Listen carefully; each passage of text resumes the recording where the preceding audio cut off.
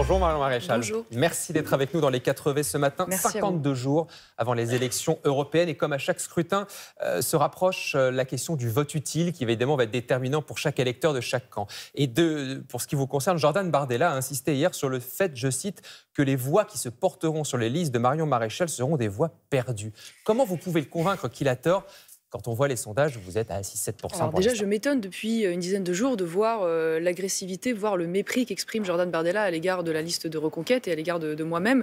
Je pense que dans cette élection, il se trompe d'adversaire. Il ferait mieux de concentrer son énergie, ses attaques face aux adversaires communs, que sont notamment la gauche et les macronistes. Il dit qu'il y a des votes perdus aux élections européennes, mais il ment. Parce que les élections européennes, ce sont des élections proportionnelles à un tour. Donc toutes les listes qui passent la barre des 5% ont des élus. Or, tous les sondages, à l'heure où on parle, qui nous donnent entre 6 et 9%, nous donnent des élus. Et il n'est évidemment pas inutile d'avoir demain des élus Reconquête le plus nombreux possible au Parlement européen pour siéger dans le groupe qui s'appelle le groupe ECR, qui sera, selon tous les sondages, le groupe le plus influent à droite, qui peut faire basculer la majorité au Parlement européen, qui peut sortir von der Leyen et qui peut, et ce serait bien que Jordan Bardella s'en rende compte, sortir de l'isolement le groupe actuel du Rassemblement national au Parlement européen qui n'a pas de levier pour peser aujourd'hui sur la politique européenne.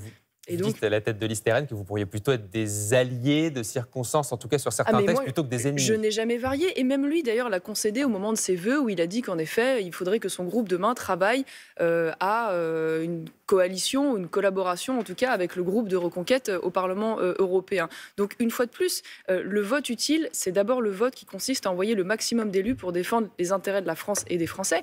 Je le dis, aujourd'hui, Jordan Bardella n'a pas l'air de vouloir l'entendre. Mais la vie politique, notamment à droite en France, ne s'arrête pas entre le choix Rassemblement national ou rien.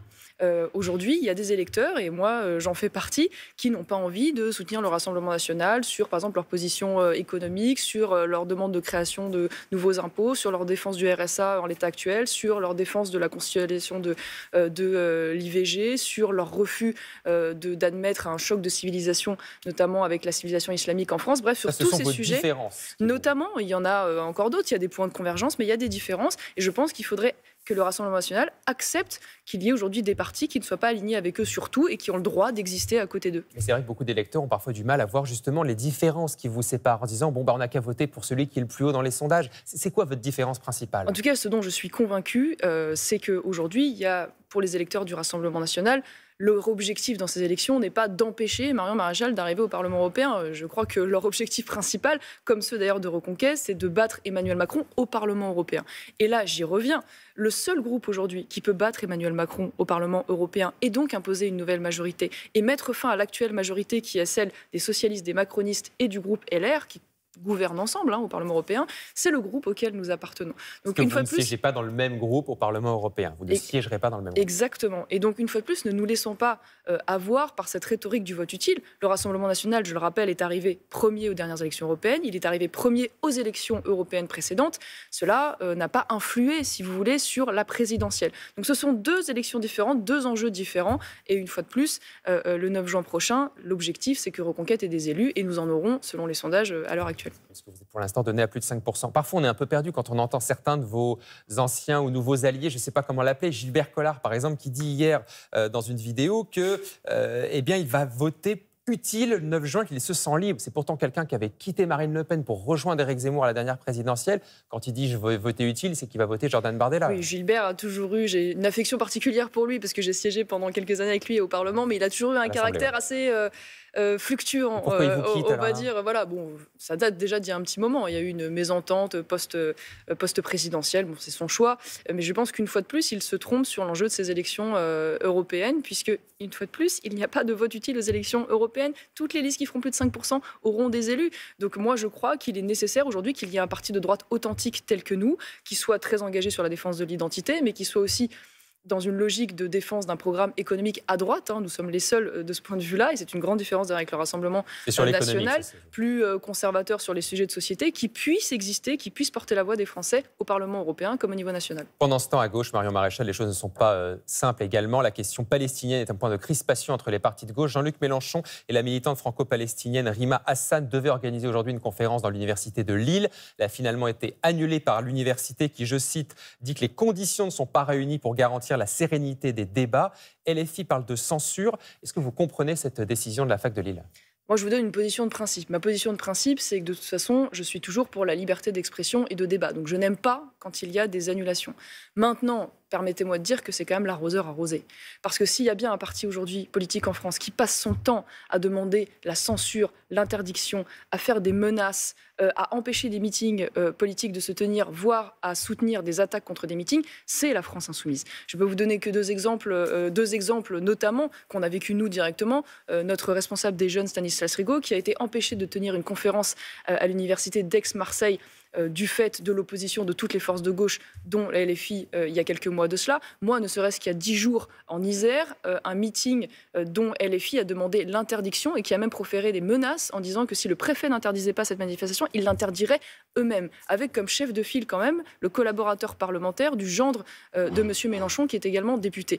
Donc, excusez-moi de vous dire que le sujet central, au-delà du fait que voilà, on peut éprouver un certain plaisir à ce qu'ils prennent dans la tête ce qu'ils font subir en permanence aux autres, le sujet central, c'est surtout celui de la présence sur leur liste de cette activiste palestinienne, avec le sentiment quand même de la part de LFI de vouloir importer sur le sol français, à travers sa présence, un conflit étranger sur le sol français, de vouloir cristalliser des oppositions communautaires, d'instrumentaliser le sujet de Gaza pour essayer de bénéficier d'une forme de clientisme électoral à l'égard de l'électorat musulman, ce que je trouve, moi, particulièrement détestable, vu la gravité du sujet et les conséquences, évidemment, sur le plan humain. Votre thème, Gabriel Attal, est à Viry-Châtillon pour parler autorité ce matin. On rappelle que c'est là, dans cette ville de l'Essonne, qu'est mort le jeune Chemcheddine, 15 ans, passé à tabac près de son collège, et donc un déplacement sur l'autorité pour le Premier ministre. Ça devrait vous réjouir de voir le chef du gouvernement reprendre en main le dossier de la sécurité ? Oui, il n'y a qu'un sujet, c'est qu'aujourd'hui, on est aux 100 jours,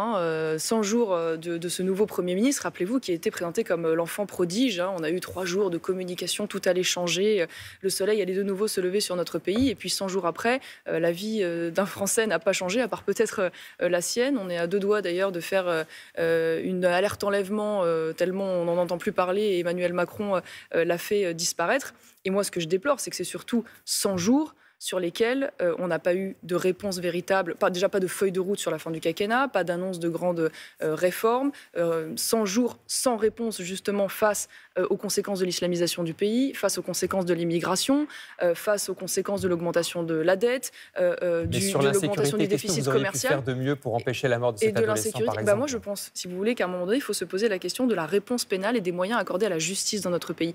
Ce gouvernement a tendance, depuis le début, à considérer qu'il suffit de mettre un policier, malgré leur travail exemplaire d'ailleurs, dans chaque rue pour apporter une réponse. Non, la question de l'insécurité, elle se traitera en amont avec la politique d'immigration, qui est évidemment en lien avec l'augmentation de la criminalité, même le ministre de l'Intérieur ne le conteste plus, et en aval sur la question de la justice et de la réponse pénale. Et là, évidemment, il faudrait apporter un ensemble de réformes, à la fois matérielles et de procédures, et de fond dans la réponse pénale, pour enfin qu'on sorte de ce laxisme d'État, de ce sentiment d'impunité, et que le criminel qui commet un crime en France sache que l'État frappera, et frappera vite et fortement s'il le fait.